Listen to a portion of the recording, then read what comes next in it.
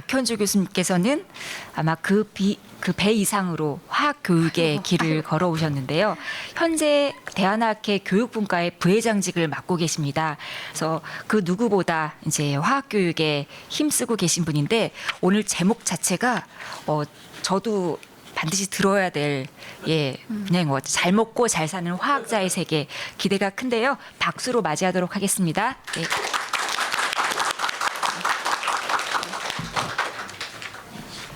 사실은 저 조선대학교 화학교육과 박현주입니다. 이미 제가 드려야 될 말씀을 최경민 교수님께서 신약 개발하면 30억?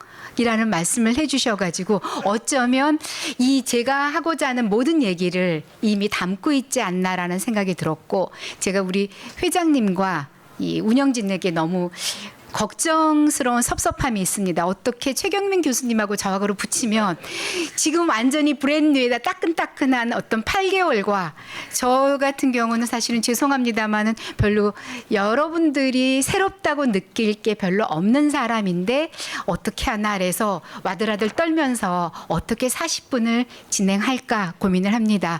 근데 이제 더더군다나 제가 갖고 있는 게 뭐냐면 특강 신청서 명단입니다. 항상 강의를 준비할 때는 강연을 신청한 사람이 어떤 사람인들인지, 그 다음에 어떻게 이 강연에 기대를 하고 있는지를 보는데 지금 거의 다 듣고 아마 집에 간 것 같습니다.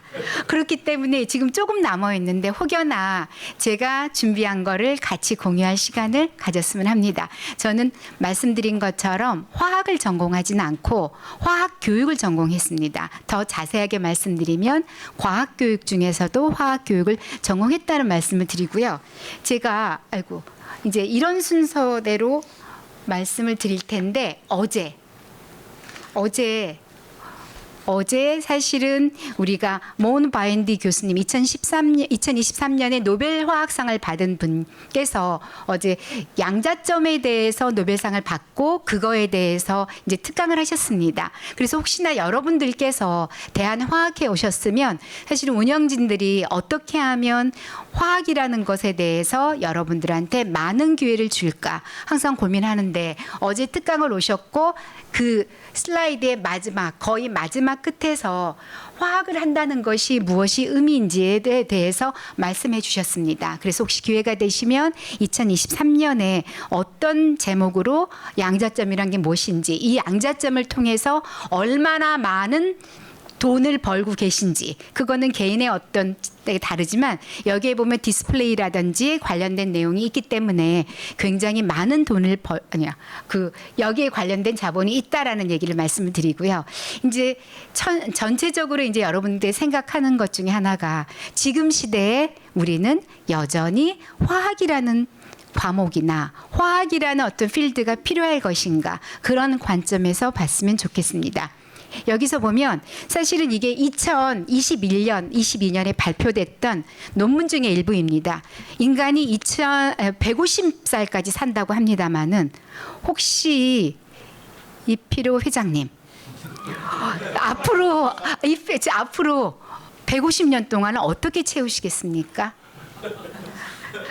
혹시 저기에 있는 학생들 중에서 지금부터 아마 나이 연배로 보면 한 130년을 살아야 되는데 뭘 하고 살겠습니까? 네, 돈을 버는 거. 사실은 돈을 버는데 많은 사람이 제가 학생들 강연을 간다든지 하게 되면 학생들이 그런 얘기를 합니다. 뭘 하고 싶냐? 돈을 벌고 싶다. 그럼 돈 벌어서 뭐 할래? 하고 싶은 걸 하겠답니다.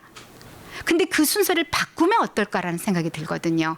하고 싶은 걸 하는데 하다 보니 돈까지 벌어진다 라고 하면 어떨까라는 생각을 드는데, 사실은 앞으로는 이제 과거에는 죄송합니다. 아까 최경민 교수님하고 달리 저는 너무 오래 살다 보니 과거에는 60세가 살면 환갑 잔치를 했었고, 또 80세가 살면 또 오래 산다고 잔치했었고, 100살 세대가 있었고 120세 세대가 있었습니다. 그런데 이건 2021년 22년에는 150세라는 건데, 여기는 사실은 사고하는 프레임이 달라진 겁니다. 옛날에는 60세까지 살 수 있는데 80세까지 사는 것 느렸다면 150살까지 살 수 있는데 환경이 못 돼서 못 살았던 그런 어떤 관점에서 교육이나 그런 걸 바라봐야지 않나라고 얘기를 하고 있습니다. 그럼 이제 여러분들 같은 경우에는 자, 내가 100년 동안 돈만 벌다가 살 건가? 아니면 내가 최소한 무엇을 하고 싶은지에 대한 고민은 지금 해야 되지 않을까라는 생각을 하고 있습니다. 인간의 기대 수명도 굉장히 지금 급격하게 늘고 있죠. 그래서 예전에는 사실 일찍 죽기 아니야 일찍 이제 제대로 아니야 그냥 죽기 때문에 뭐 갱년기란 얘기도 없었다고 합니다. 폐경이란 얘기도 없었다고 하죠. 왜냐하면 그 전에 죽어야 되니까 아니, 죽게 되니까. 그런데 너무 인간이 지금처럼 길게 산 적이 없기 때문에 예상하지 못한 질병들이 나온다고 하는데요. 아마 이제 여러분들은 아마 보셨을 것 같은데 로미오 줄리엣 읽어보신 분 계십니까? 학생들 중에? 네, 줄리엣이 몇 살입니까? 되게 어렸던 거. 그 되게 어렸던 게 몇 살일까요? 13살입니다. 13살이었. 놀라시는데 13살입니다. 그리고 로미오가 15살이었습니다. 그런데 로미오하고 줄리엣이 만나서 연애하는 기간은 일주일이 안 됐거든요. 죄송합니다. 그걸 의도한 건 아니었습니다만은 사실은 이때만 해도 평균 기대 수명이 45세였습니다. 그리고 옆에 저는 저거 보고 깜짝 놀랐는데 2009년이면 이전 16년 전밖에 안 됩니다. 2009년에 전북일보에 환갑잔치라 해서 사진이 나온 겁니다. 60세 환갑잔치. 저 3년 전에 환갑잔치 했는데 환갑잔치 안 했습니다. 60세였는데 저걸 보면서 어떡하나 나도. 나는 내 거울 보면서 저렇게 안 보이지만 다른 사람들은 나를 보면서 저렇게 잔치하는 걸로 보이나? 라는 생각이 합니다. 감사합니다. 제가 그걸 기대했던 건 아닌데 너무 감사합니다. 자, 지금 드리는 말씀이 뭐냐면 세상이 우리가 원하는 방향이지 아닌지는 모르겠지만 의도하지 않은 방향으로 너무나 많이 바뀐다는 겁니다. 너무나 의도하지 않은 방향으로 바뀌어서 항상 2000년대가 되면서부터는 OECD나 세계경제포럼에서 사람들한테 주는 메시지가 있죠. 미래가 어떻게 될지 모르니까 대비를 해라. 미래는 변한다. 그러니까 대비를 해라. 그런데 문제는 뭐 타임캡슐이 있지만 미래로부터 온 사람은 없지 않습니까? 그렇기 때문에 미래가 어떻게 변할지를 예측을 하는데 더더군다나 예측을 해야 되는 부분이 교육이라고 얘기를 하고 있습니다. 그 이유가 뭐냐면 그나마 대비를 할 수 있다라고 얘기를 하는 거죠. 그래서 보면 2016년부터 그 전부터 OECD 세계 경제 포럼에 항상 메시지를 주는데 2016년에는 뭐라고 했냐면 2016년 현재 초등학생들이 성장을 해서 그들만의 문화를 만들 때 직업군이 65%가 사라진다고 얘기를 합니다. 65%가 사라지는데 그럼 65%가 없는 35%로 우리 경제가 움직여지는 게 아니라 새로운 직업군이 65%가 생긴다는 거죠. 근데 새로운 직업군이 65%가 생기고 2018년에 또 얘기를 하면서 새로운 직업군이 생기는데 새로운 직업군은 새로운 기술을 요한다. 그리고 평생 배워라라고 얘기를 하는 거죠. 그런데 다행스럽게도 화학은 워낙 기초라서 배워두면 화학을 전공하게 되면 그러한 새로운 직업군이나 새로운 기술에 비교적 자유로울 수 있는 35%에 해당한다는 그런 데이터도 있습니다. 자, 세계경제포럼에서 보면 2025년에도 얘기합니다. 고용이 변한다. 그리고 핵심 작업이 된다라고 얘기를 하고 있죠. 그리고 아마 여러분들께서 관심 있으시면 매년 아시겠지만 MIT 테크놀로지 리뷰에서는 매년 3, 4월만 되면 올해에 10개의 어떤 혁신적인 과학 기술에 대해서 매번 얘기를 합니다. 매번 얘기할 때 항상 제가 이렇게 동그라미 쳐놨는데요.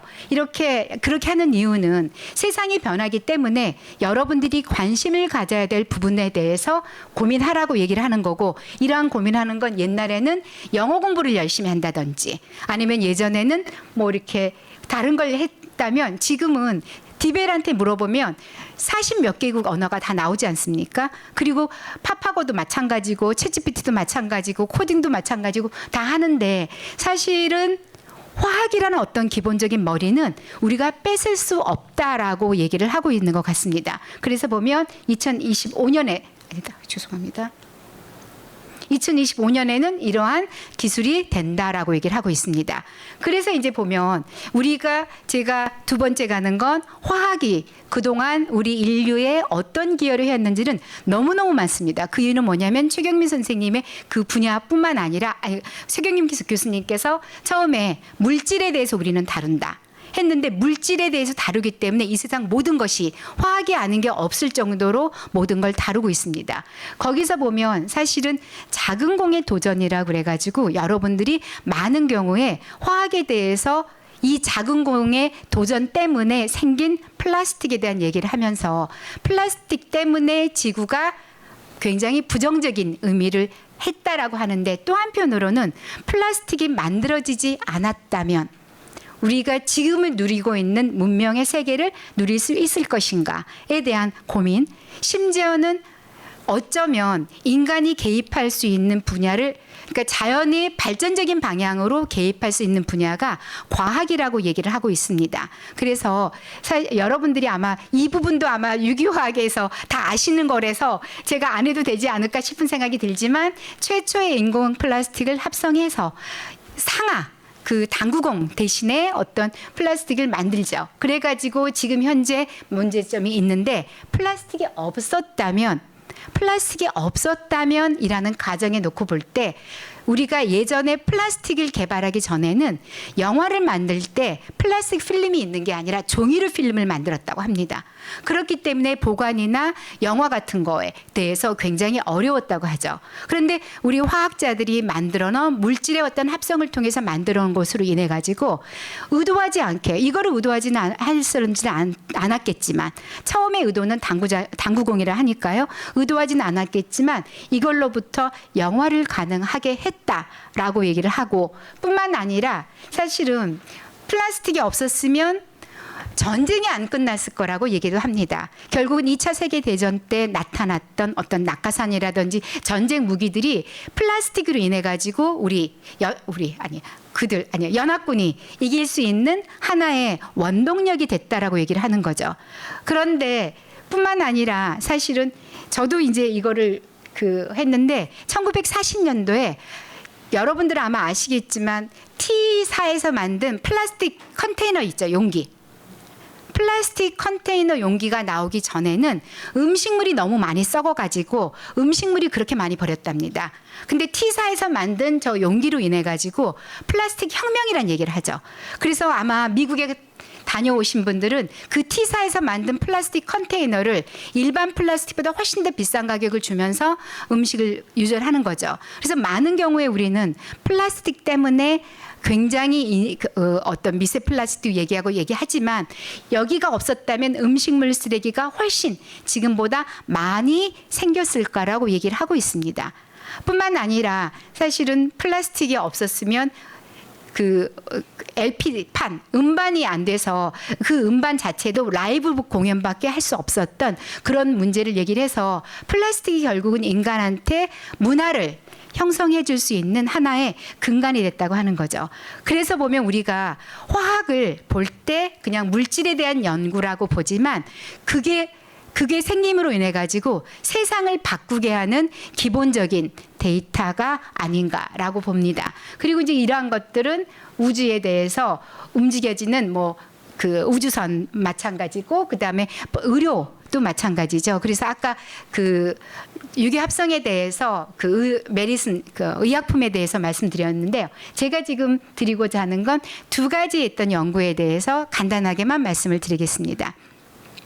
사실은 제가 이번 여름에 우리 회장님께서 저한테 이거 강연을 하라고 말씀을 하실 때 여름에 미국의 노스웨스턴에 있는 존 로저스 랩에 방문을 했었습니다. 근데 존 로저스 랩에 방문을 해가지고 거기에서 세미나를 했었는데 제가 화학교육 전공이라 하니까 대학교를 화학과를 전공하신 분들이 지금 박사를 하고 있는 포스닥을 하시는 분들이 하는 연구가 무엇인지, 화학이 어떻게 의공학이나 아니면 기계공학이나 전자공학에서 쓸 수 있는지를 세미나를 한 6개를 들었습니다. 근데 제가 화학교육이기 때문에 못 알아듣습니다. 못 알아듣지만 그럼에도 불구하고 화학에서 앞으로 의공학에서 할 수 있는 부분, 그리고 그 로저스가 뭐라고 했냐면, 존 로저스가 뭐라고 했냐면, 이거는 화학 전공하지 않은 사람은 이걸 시도하기가 굉장히 어려울 거다라고 얘기를 했던 그런 연구 주제가 한 6개가 있었는데 그중에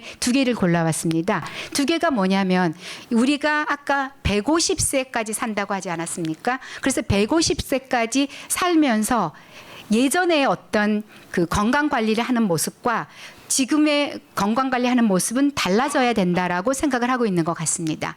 예를 들어서 예전에는 아프면 병원에 간다였지만 지금은 아프기 전에 내가 내 몸 관리를 할 수 있어야 된다라는 그런 관점에서 보는 것 중에 하나였는데요. 이거는 뭐냐면, 사실은 우리가 그동안에는 우리 질병을 채취할 때 혈액을 빼가지고 어떤 질병을 채취했던 것 같습니다. 근데 여기서는 그러다 보면 혈관에서 혈액을 빼기 때문에 아프지 않습니까? 그래서 혈관에서 빼는 게 아니라 이 땀에 관련된 정보를 가지고 이용해 가지고 패치를 붙입니다. 패치를 붙이면 이 패치가 그 디바이스랑 연결이 돼 가지고 얘가 이 사람이 건강 상태를 디텍트해서 미리미리 관리를 해주는 하나의 시스템으로 알고 있습니다. 그래서 보면 스킨 패치형 미세 유체 밴드라고 해가지고 운동할 때 나오는 땀에서 어떤 성분이 있는지 그거를 디텍트 해가지고 하는 겁니다. 그런데 여기서 하는 건 뭐냐면, 운동을 하면 근육 속에 젖산이 생기면서 조금 근육이 피곤해지고 pH가 낮아진다고 합니다. 그거를 디텍트하는 게 뭐냐면, 일반적으로는 피를 뽑아가지고 혈중의 젖산 농도를 측정하는데, 이거는 땀에 pH를 측정해가지고 웨어러블 디바이스랑 연결해서 가능하다라고 얘기를 합니다. 그러면 아마 여러분들이 학교에서 배웠던 BTB, 어떤 pH 측정이라든지 그런 것들을 얘기를 하는 게 되겠습니다. 그러면 이제 여기서 보면 이 처음에 A에서 보면 이 밴드, 손에다가 밴드를 붙이게 되면 땀을 측정할 수 있는 기계이죠. 그러면 땀을 측정하게 되면 온도를 측정하고 땀을 수하고 그 다음에 어떤 화학 변화가 있는지를 측정해 가지고 나가지고 결국은 이것들이 실제로 부착했을 때 어떻게 이 사람이 건강이 모니터링 될 수 있는지를 보는 게 하나의 패치형이었고요. 2번째 실험 같은 경우는 뭐냐면, 이거는 이제 보통 우리가 실험을 한다든지 장기 이식을 하고 나면 이 장기가 제대로 몸에서 작동이 되는지에 대한 것들이 호르몬 변화라든지 몸의 어떤 기질 변화를 체크를 해야 되는데, 그동안에는 기계가 들어갔다가 뭐 이렇게 소변이나 배설물 나오고 그런 경우가 있는데, 간혹 가다가 부작용이 있다라든지 제대로 안 나와서 몸에 축적되는 그런 경우가 있었답니다. 근데 여기서 하는 건 뭐냐면, 그 플라스틱의 화학 구조를 갖는 건데, 문제는 이게 몸 안에서 녹습니다.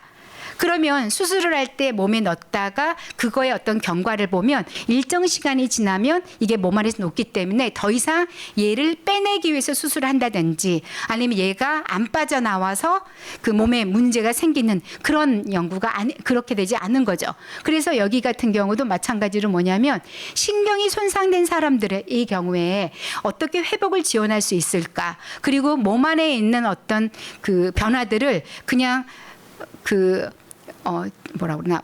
와이어리스, 그냥 무선으로 디텍트 할 수 있을 것인가에 대한 내용을 하면서, 여기에는 화학적으로 설계된 플라스틱을 그대로 넣어가지고 하는 겁니다. 그래서 이거는 약간의 임플란트의 어떤 성격을 가지고 있죠. 그래서 아까 본 거는 패치형이라면 이거는 임플란트를 해서 몸에 심어서 건강을 관리하는 그런 모양이 되겠습니다. 그래서 보면 주요 어떤 화학 성질을 이용해서 고분자하고 금속을 켜켜이 엮여가지고 이것들이 어떻게 시간에 맞춰서 속도 조절을 할 수 있을까 하는 그런 반응 속도를 정밀하게 조절하는 그런 연구였는데, 이 연구에서도 보면 기본적으로 화학을 전공하시는 분이 진행하는 거가 되겠습니다. 그래서 보면 저기 여자분이 자골신경계에 손상이 왔답니다. 그래서 이걸로 회복에 빨리 돌기 위해서는 어떻게 이 장기를 움직일 것인가, 그다음에 어떻게 디텍트 할 것인가에 대해서 내용이 나와 있는 연구가 되겠습니다. 근데 이런 연구들은 사실은 이 로저스 그룹의 그룹 같은 데 보면 사실은 여기가 의공학 쪽이 많기 때문에 예산이 진짜 많습니다. 많은 정도가 거기 포닥이 한 70명 정도 되거든요. 70명 정도 되기 때문에 그 예산이 너무 많다, 돈이 너무 많다라고 얘기를 하는데, 그게 이제 거기서 하는 게 뭐냐면 화학은 여기에서 창업했을 때 얼마만큼 많은 돈을 벌 수 있을 것인지 얘기를 하고, 그다음에 화학에서 그분들이 얘기하는 건 뭐냐면, 화학이 기본적인 데이터가 없으면 해석을 할 수 있는 사람이 없기 때문에 사실은 굉장히 화학과들이 갈 수 있는 그런 전공이라고 얘기를 하고 있습니다.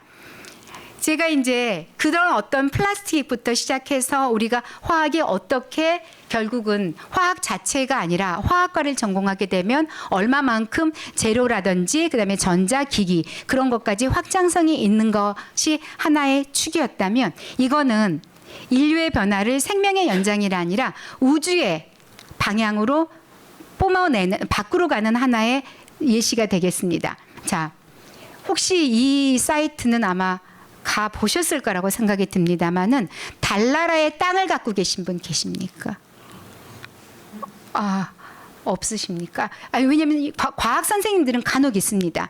여기는 루나 엠버스라고 그래가지고 호프라는 사람이 달나라의 땅을 팝니다. 우리나라 사람도 제법 많이 갖고 있습니다.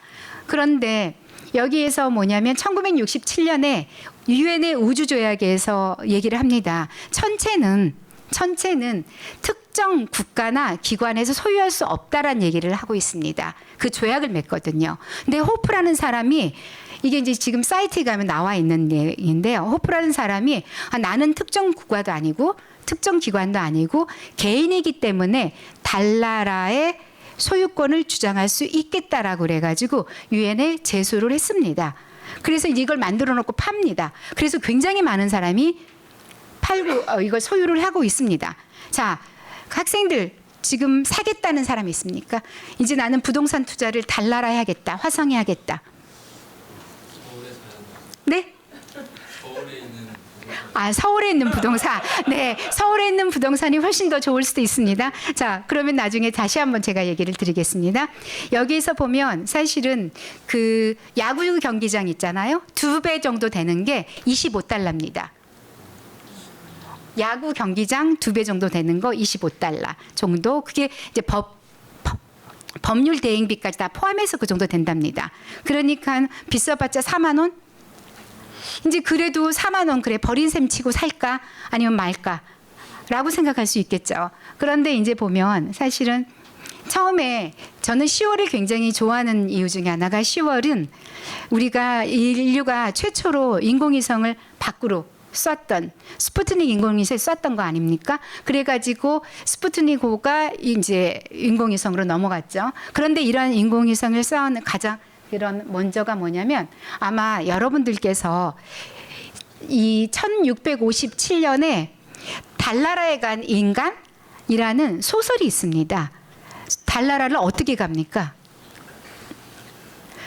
새를 타고 갑니다. 근데 이렇게 새를 타고 달나라를 간다라고 생각하는 건 굉장히 신기한 게 아니라 당연한 겁니다. 왜냐하면 달이랑 제일 가깝게 날 수 있는 게 새 아닙니까? 그래서 달나라에 갈 때 우리는 새를 타고 간다고 생각했습니다. 그런데 나중에 그로부터 한 300년 있다가 미국에서 아폴로 11호가 달나라에 착륙을 합니다. 많은 경우에는 과학이 발달해서 그 발달이 어떠한 상상력을 완성했다라고 하지만, 또 다른 어떤 연구에서 보면 상상력이 과학을 이끌어간다고 얘기했습니다. 그게 아까 최경민 교수님께서 유기화학은 연필하고 종이만 있으면 된다. 그래서 그거에 대한 식을 쓰기 나면 사실은 그걸 만들 수 있는 건 그건 도전하는 거고요. 그게 아닌가라는 생각이 듭니다. 그래서 보면 아마 여러분들도 이미 2021년이나 2021년에 예전에는 나사에서 국가 주도로 해가지고 어떤 인공위성이나 우주로 나갔다면 이제는 민간인들한테 하라고 얘기를 하죠. 민간인들이 하면서 얘기를 하고 있습니다. 그리고 이제 이런 것들이 진행하면서 적도 부근에 인공위성을 쏘아 올리는 게 아니라 우주 엘리베이터를 쏘아가지고 이제는 우주정거장에 있는 물류를 우주선을 타고 가는 게 아니라 올려보내면 어떨까라는 그런 연구를 일본에서 진행하고 있다고 합니다. 그런데 이 얘기도 사실은 여러분들께서 아마 우주 엘리베이터 얘기는 소설에 나왔던 얘기죠. 소설에서 이게 나왔던 거기 때문에 소설을 실현할 수 있는가에 대한 내용 공상 같지만 그 다음에 세계 같은 경우에 2027년에 금방인 것 같아요. 2년 후에는 우주에다가 호텔을 270성을 만든다든지 심지어는 작년에 나왔던 내용이죠. 이제 예전에는 그냥 어떤 그 로켓을 가지고 발사한다면 지금은 기구를 타가지고 화장실을 비행기에 하는 것처럼 만들겠다 얘기를 하는 거죠. 자, 그래서 여기서 얘기하는 게 나사가 제안을 합니다. 원어를 그래서 가져왔습니다. 나사가 뭐라고 제안을 하냐면 지금부터는, 그러니까 여기서 얘기하는 지금부터라고 하면 이걸 발표했던 2021년이 있을 겁니다만 지금부터는 나사에서 더 이상 우주 개발을 참여하지 않겠다. 국가 수준에서는. 다만 민간에서 우주 개발에 성공해서 우주에 있는 자원을 가져오면 우리는 비싼 돈을 사주겠다라고 얘기를 합니다. 그거에 대한 하면서 아르테미데스 협정을 하죠. 그래서 달의 자원을 어떻게 움직일 건가. 그다음에 달에 뭐 히토류를 얘기하기도 하고 뭐 헬륨도 얘기하기도 하면서 이것들을 어떻게 할 거냐 해서 사실은 아까 루나 엠버시가 다시 한번 관심을 받습니다. 그거에 대한 어떤 법적인, 저도 없습니다. 저도 없고 이게 공상이라서 저는 믿을 수 없고 저는 가지지도 않을 거기 때문에 투자는 안 할 거지만 지금 옛날에 한때는 우리가 미국의 신대륙 같은 거 발견했을 때도 한때는 누구도 거기에 대한 소유권을 주장하지 않았습니다. 거기에 있던 사람들도. 근데 시간이 지나면 지금은 아니겠지만 어쩌면 몇 세대가 지나고 나면 어떻게 될지 모른다라고 얘기하는 것들이 얘기를 지금 수행하고 있지 않나 싶습니다. 그렇기 때문에 우리나라에서도 한화에서 지금 뉴스페이스의 사업에 뛰어들었고요. 그다음에 보령제약에서도 제가 알기로는 보령제약에서 우주정거장의 지분을 샀다라고 알고 있습니다. 그런 것처럼 좀 더 적극적으로 개발하고 있다라고 얘기를 하고 있죠. 그런데 이제 제가 여기서 화학자가 돈을 잘 번다? 그럼 결국은 내가 하는 일을 즐기면서 얼마만큼 혁신적인 아이디어를 가지고 일 수 있느냐. 그것도 굉장히 중요하지만 저는 아톰 A to 1 million이라는 가능성의 숫자를 굉장히 화학자가 성공할 수 있는 이유라고 생각합니다. 이 아톰이라는 건 원자를 얘기하기도 하지만 사실은 하나로부터 100만에까지 가질 수 있는, 하나가 없으면 100만이 없습니다. 그리고 100만 분의 1의 확률이 굉장히 커다란 확률이고 큰 시작이라는 것을 사실은 아까 제가 잠깐 말씀드렸던 스푸트닉 발사 이로 인해 가지고 그 로켓보이라는 그분에 대해서 잠시 소개를 드리겠습니다. 제가 아까 어제 노벨상 강연을 들었다고 그랬잖아요. 잘 못 알아들었습니다만은 그 교수님께서 마지막에 했던 말씀에 5가지가 있습니다. 뭐라고 그러냐면 항상 세상에 대해서 호기심을 가져라. 사실은 내 삶에 대해서 호기심이 없다면 세상은 하나도 즐거운 게 아니지 않습니까? 그래서 보면 이 세상에 대해서 굉장히 호기심을 가져라는 얘기를 했고 항상 학습하려고 노력해라. 뭔가를 배우려고 해라. 저는 우리 학생들한테 맘 잡고 공부하지 말라고 합니다.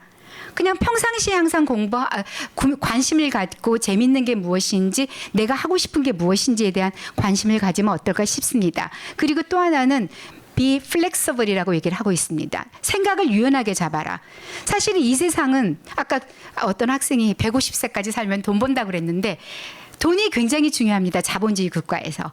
그런데 어떤 경우에는 내가 돈을 벌어야 되는 방법이 세상이 바뀌었기 때문에 달라질 수 있다는 거죠. 제가 우리 학생들한테 얘기를 하는데 광주는 지금 현재 150만의 인구 중에서 130만 대에 운영하는 광역시입니다. 근데 광주에서 제일 유동 인구가 많은 곳이 충장로라는 곳이랍니다. 그런데 충장로에다 사업을 하려면 사업을 하고 가게를 내면 팔 수 있는 건 최대가 150만 명밖에 안 됩니다. 그런데 여러분들이 아마 아시겠지만 아마존에서 이커머스 성공한 건 뭔지 혹시 들어보셨나요? 호미가 이커머스에서 몇억 개가 팔렸답니다. 호미, 때밀이 수건. 과거에는 사실은 자본이 없어서 내가 성공을 못했다면, 자본이 없어서 성공, 왜냐하면 그 사람도 만들어야 되고 가게도 사야 되지만 지금은 아이디어라고 얘기를 합니다. 그렇기 때문에 플렉서블하게 생각하라. 그다음에 네 번째로는 포기하지 말아라. 왜냐면 해보고 안 되면 포기하는데 해보고 안 돼서 그래도 또 해보면 뭔가가 손에 거치는 게 있지 않을까라는 생각을 하고, 아마 그게 과학으로서는 예상치 않은 결과들이 굉장히 많잖아요. 3M도 마찬가지고 포스트잇도 마찬가지, 여러 가지가 있는 것처럼 포기하지 말아라. 그리고 어쩌면 제가 좋아하는 거, 인생을 감사하고 즐겨라. 사실 이 세상에는 내 인생을 나만큼 즐길 수 있는 사람이 없지 않습니까? 근데 그것들이 아까 화학을 즐긴다고 하셨는데 화학을 즐기면서 지낼 수 있는 것도 또한 굉장히 축복일 것 같습니다. 물론 지내다 보면 원하는 성과가 안 나와서 스트레스 받는 경우도 있겠지만 그 원하는 성과는 사실은 내가 노력한 만큼 나오는 가장 성공인 거고, 노력했지만 안 나와도 그게 버리는 시간은 아니지 않습니까? 특히나 학생들 같은 경우에 많은 경우에 이럽니다. 나는 뭘 전공해야 할지 모르겠어요. 그리고 교수님들은 이미 직장을 잡으니까 이런 얘기를 하겠지요. 그래서 제가 뭐라고 얘기했냐면, 그러면 내 삶하고 여러분의 삶을 바꾸자. 저 그랬습니다. 왜냐하면 이제 10대인데 학생들이 앞이 캄캄하기 때문에 안 보인다는 거죠. 바꾸자. 무엇인지 할 수 있는 그런 시기와 이미 무엇인가 하기에는 조금, 저는 지금이라도 무엇인가 할 수 있다 생각하지만 조금은 제한적인 그런 건 좀 다르지 않을까라는 생각이 듭니다. 이게 이제 우리 바이오앤디 교수님의 말씀이었다면, 존 로저스의 그룹에 가면 이렇게 되어 있습니다. Flexible thinking, expensive idea. 유연한 사고가 돈을 그걸 긁어온다. 제가 그 라저스 집에 가보면서 집이 너무나 커가지고 거기 아주 부촌입니다. 그래서 제가 이걸 어떻게 했냐 그랬더니 그냥 돈을 벌기 위해서 일을 하는 게 아니라 하다 보니까 여기까지 왔다.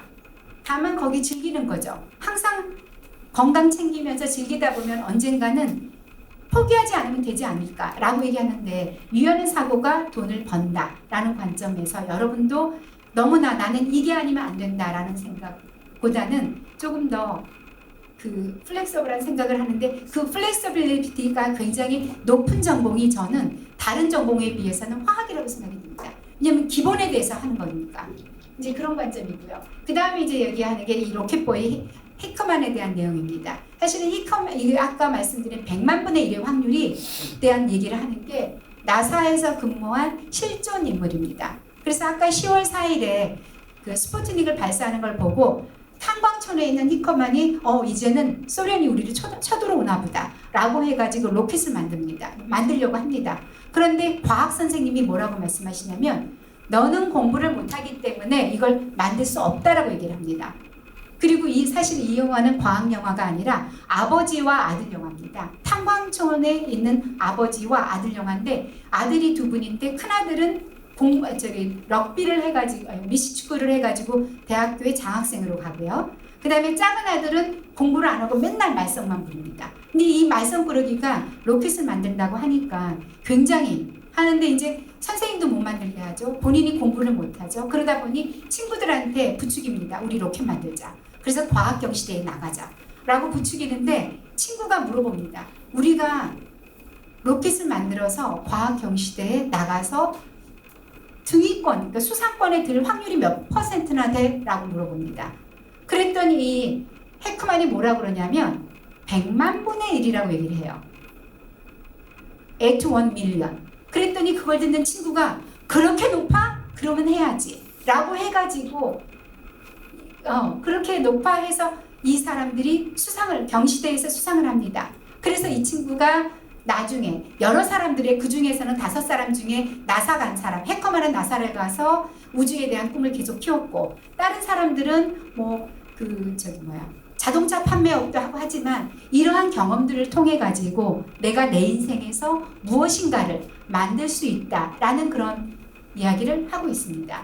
자, 이거는 제가 2018년에 그 라스베가스의 CES에 가가지고 사진 찍은 건데요. 라스베가스 CES는 전자제품 박람회입니다. 이게 뭘 것 같으십니까?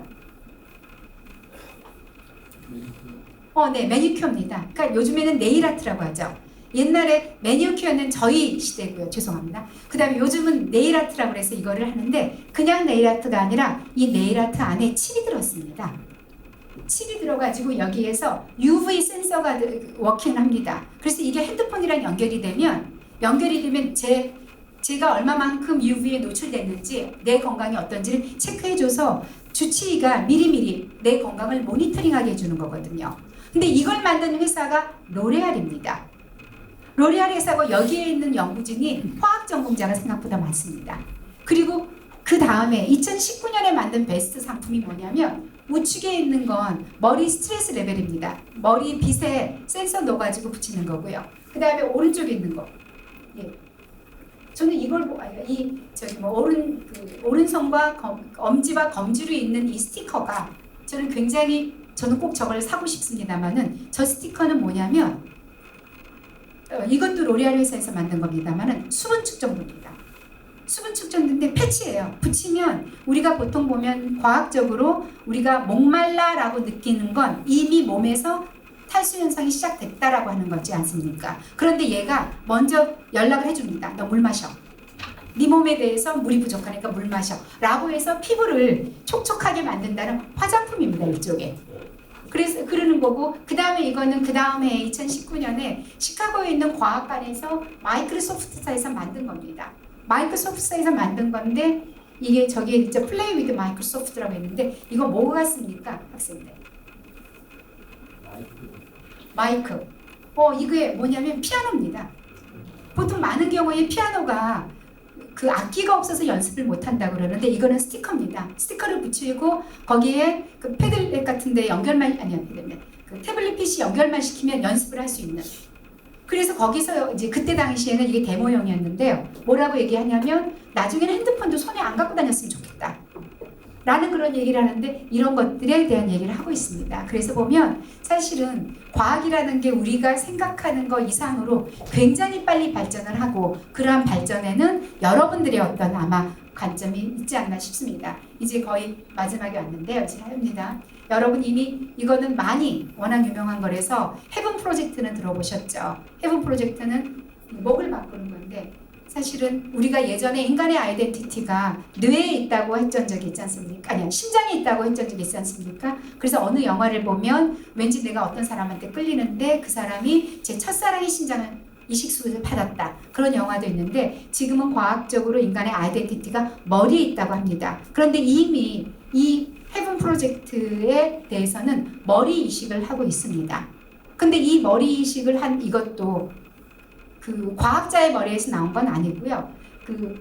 도엘 박사의 머리라는 그 옛날 소설에서 나온 겁니다. 박사님이 너무 똑똑한데 교통사고 나가지고 목밖에 안 남으니까 조수가 이 목을 이용해가지고 나쁜 짓을 한다, 그런 얘기인데 거기서부터 했다 합니다. 근데 이게 사실 2013년에 포유류를 통해 가지고 목 이식 수술에 성공을 합니다. 근데 여기서 하는 건 뭐냐면, 어떻게 여기에 신경망이나 뜨르는 어떤 유체 같은 거를 할 수 있을 것인가 연구를 해서, 여기서도 그냥 생물학자가 아니라 여러 가지 어떤 전공자들이 모여가지고 이 연구를 하고 있습니다. 그런데 말씀드리는 건, 우리가 과학이라는 거 같은 경우에 사실은 이 연구된 걸 보면 과학에서 물화생지 중에서 안티케미스트들이 제일 많습니다. 그러니까 화학 때문에 우리 인류가, 물질 때문에 우리 인류가 지금 이 모양이다 얘기를 참 많이 합니다. 그런데 그거는 화학 때문이 아니라, 물질 때문이 아니라 이거를 사용하는 인간의 책임이기 때문에 인간의 생명윤리나 과학윤리에 대한 고민인 부분이지 화학의 잘못이 아닙니다.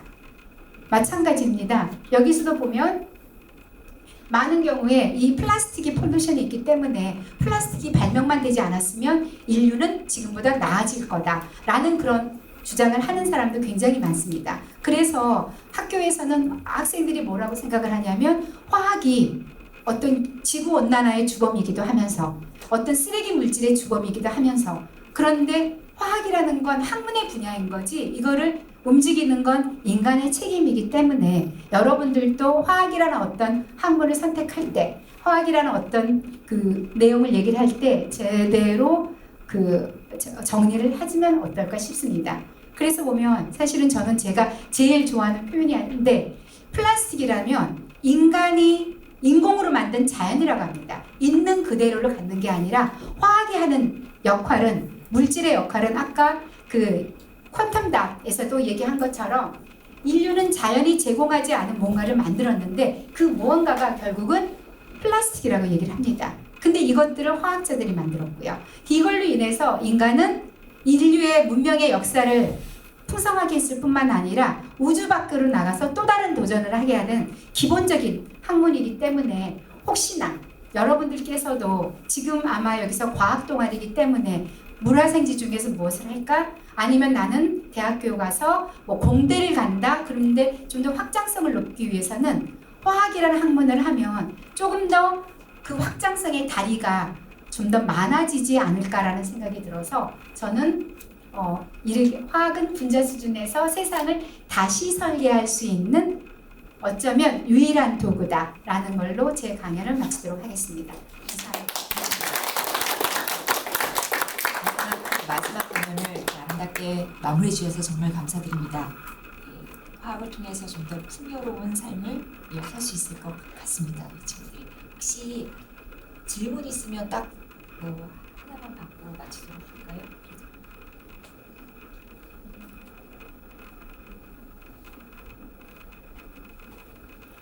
너무 명확하게 강의를 해주셔서 아니요. 아이고. 질문이 없는 것 같습니다. 그러면 그렇게 이제 마치도록 하겠습니다. 혹시 이필호 회장님 뭐 마무리 한 말씀 해주시겠습니까? 네.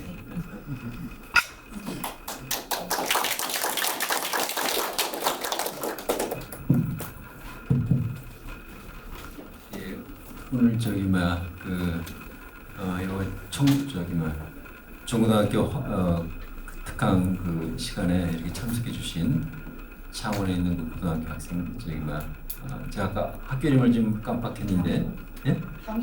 경일고등학교 창원 경일고등학교 그 과학 그 동아리 학생들에게 감사드리고요. 또한 오늘 이렇게 늦은 시간 이렇게 강연해 주신 박현주 부회장님, 최 박사님 감사드립니다. 뭐 아까 그 많은 학생들이 이제 좀 자리를 좀 이석을 했지만은 여기 끝까지 남아 있는 학생들이 한 10명 정도 좀 되는데 과학 동아리이기 때문에 뭐 지금 앞으로 대학을 가서 뭘 전공할지는 아직 확실하지 않겠지만은 여기 지금 아까 마지막에 있는 멘트 화학은 분자 수준에서 세상을 다시 설계할 수 있는 유일한 도구라는 말이 우리가 화학을 해서 했기 때문에 이렇게 뭐 지금 얘기를 하는 게 아니라 그 화학을 배운다는 것은 어떤 다른 어떤 과학적 언어를 또 하나 배우는 그런 과정이기 때문에 화학을 했을 경우에 여러분들이 그걸 기반으로 해서 다양한 학문으로 이어질 수 있는 그런 가능성이 있다고 생각을 합니다. 그래서 여러분들이 좀 이 고등학교 때 열심히 뭐 화학을 포함해서 학업에 열심히 해서 여러분들 꿈을 꼭 이루시길 바라겠고요. 늦은 시간까지 이렇게 해서 참석해 주셔서 감사드리고 오늘 행사를 이걸로 마치겠습니다. 감사합니다.